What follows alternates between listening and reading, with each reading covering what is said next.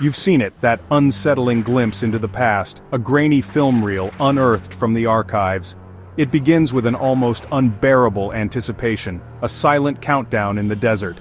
Then, a blinding flash, an instantaneous burst of light that seems to sear itself into your retinas, even through the screen. And then, the iconic mushroom cloud, a monstrous, billowing plume rising inexorably into the sky. It's a symbol instantly recognizable across cultures and generations, a visual shorthand for unimaginable destruction. It's a chilling image, one that's shared endlessly online, often without context, to stoke our deepest fears about the future. These images tap into a primal anxiety, a fear of annihilation that lurks within us all. These viral clips, often taken out of context and reshared across various platforms, paired with ominous music, dramatic sound effects, and doomsday captions predicting imminent catastrophe, feed the anxiety, the gnawing feeling that nuclear annihilation is not just a possibility, but a probability, just one mistake away from becoming our reality. The fear is real. It's a legacy of the Cold War, of duck-and-cover drills, and the ever-present threat of nuclear winter. Images of Hiroshima and Nagasaki changed history irrevocably, etching themselves into the collective consciousness. They showed humanity its own terrifying power for self-destruction, a power that continues to loom large in our imaginations. Popular culture, from dystopian novels to blockbuster movies, and the relentless churn of the internet amplify this dread, constantly reminding us of the potential for global catastrophe, making it feel like we're always on the brink of a nuclear exchange, teetering on the edge of oblivion. But is this pervasive panic justified? Are we truly just one impulsive decision, one miscalculated move, one errant button press away from the end of the world as we know it? The reality is far more complex and nuanced than the viral videos and sensational headlines would have you believe, and, in a strange and perhaps unsettling way, ultimately more reassuring than you might think. The very weapons that terrify us, that conjure up images of fiery destruction and unimaginable suffering, are also, paradoxically, the primary reason major global powers haven't engaged in direct, large-scale warfare in over 75 years. This isn't about blind hope or naive trust in the goodwill of nations, but about a cold, hard, and utterly rational calculation, the chilling certainty of mutually assured destruction, or MAD, a doctrine that has shaped global politics for decades. To truly understand why we've managed to avoid the unthinkable for so long, despite numerous close calls and escalating tensions, we need to look past the visceral fear, the emotional reactions, and delve into the complex logic that governs nuclear strategy and international relations. This is the story of a world living under the shadow of the mushroom cloud, held in a precarious check, balanced on the knife's edge of its own destructive genius, and how, against all odds and despite the ever-present threat, that very terror has, in its own twisted way, helped to maintain a fragile peace. The bombs dropped on Japan were devastating, unimaginable in their destructive force. They instantly incinerated everything within a significant radius, leaving behind a landscape of utter ruin and despair. The world had never witnessed such power unleashed, a power that fundamentally altered the course of history and the very nature of warfare. But today's nuclear weapons are in a different league altogether. The technology has advanced exponentially, and the destructive potential has grown to a scale that dwarfs the horrors of Hiroshima and Nagasaki. We're talking about a quantum leap in destructive capability. Hiroshima's little boy was 15 kilotons. A devastating weapon in its own right, it ushered in the atomic age with a terrifying display of power. But in the context of modern arsenals, it represents a relatively small-scale explosion. Modern warheads? Hundreds of kilotons, some reaching yields that were once considered science fiction. These are weapons designed to obliterate entire metropolitan areas, leaving nothing but ash and rubble in their wake. Some, even megatons. The Tsar Bomba, detonated by the Soviet Union, was a staggering 50 megatons. Imagine the devastation that could be wrought by multiple weapons of that magnitude. A single missile today can erase a city, reducing it to dust in a matter of seconds. The speed and precision of these weapons are terrifying, leaving virtually no time for response or evacuation. A full-scale exchange would mean hundreds, a cascade of destruction unleashed upon the world. The consequences are almost too horrific to contemplate. Even thousands of such blasts in hours. The world would be plunged into chaos, with civilization teetering on the brink of collapse. The scale is almost unimaginable, a level of destruction that defies human comprehension. It's not just about bigger explosions, It's about a fundamental shift in the nature of warfare. Not just bigger explosions, but a qualitatively different kind of devastation. The shockwaves alone would level entire cities, and the ensuing fires would consume everything in their path. But the power to wipe out entire nations, to erase them from the map, leaving behind only radioactive wastelands. This leap in destructive capability represents a turning point in human history, a moment where our capacity for self-destruction reached unprecedented levels. Is the foundation of nuclear strategy. It has shaped geopolitical relations for decades, creating a delicate balance of power based on the threat of mutual annihilation. War used to be a tool for political goals, a means to an end, however brutal. There was a logic to it, a calculation of costs and benefits. You could win or lose. There was a possibility of achieving a decisive victory, of imposing your will on the enemy. With thermonuclear weapons, that calculus is shattered. The old rules no longer apply. Winning is meaningless. The very concept of victory becomes absurd in the face of such overwhelming destruction.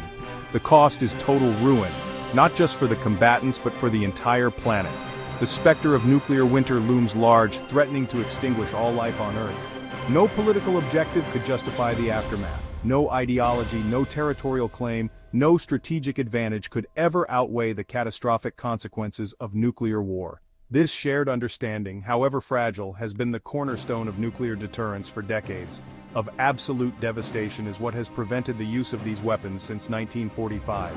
Is what keeps the world's nuclear powers in check, maintaining a precarious balance between peace and annihilation. The fear from old films is real, a reflection of the genuine terror that gripped the world during the Cold War. But the reality of today's arsenals is even more sobering, a stark reminder of the ever-present danger that hangs over humanity. And it's this fear that underpins the uneasy peace of the nuclear age, a peace built on the terrifying knowledge of what could happen if deterrence fails. The Cold War, a time of unprecedented tension where the fate of the world hung precariously in the balance. The threat of nuclear annihilation loomed large, casting a long shadow over global politics. Enter mutually assured destruction, MAD, a doctrine born from the terrifying reality of nuclear weapons, the doctrine that's kept the world from nuclear war. It's a concept so simple yet so profound that it has shaped international relations for decades. The logic is brutal.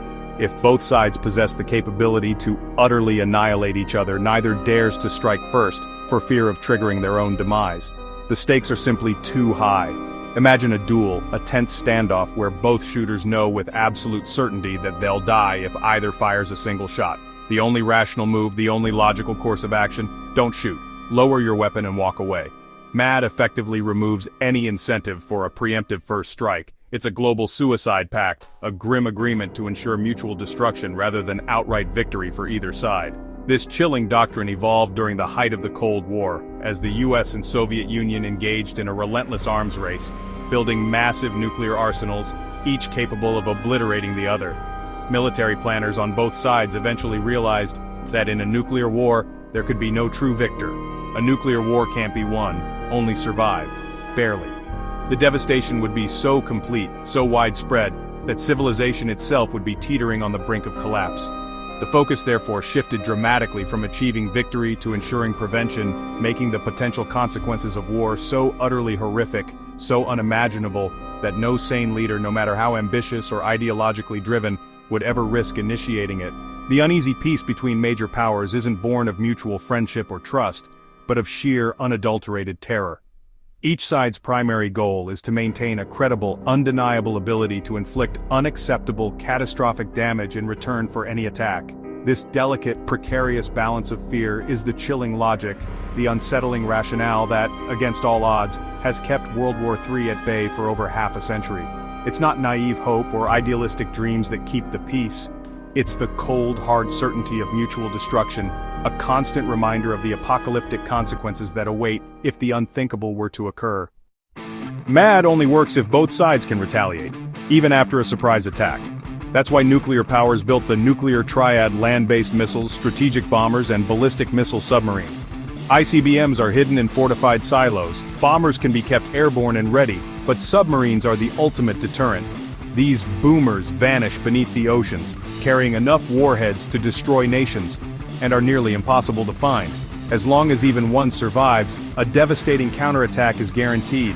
This redundancy makes a successful first strike almost impossible. Leaders know, no matter how well they plan, retaliation is certain.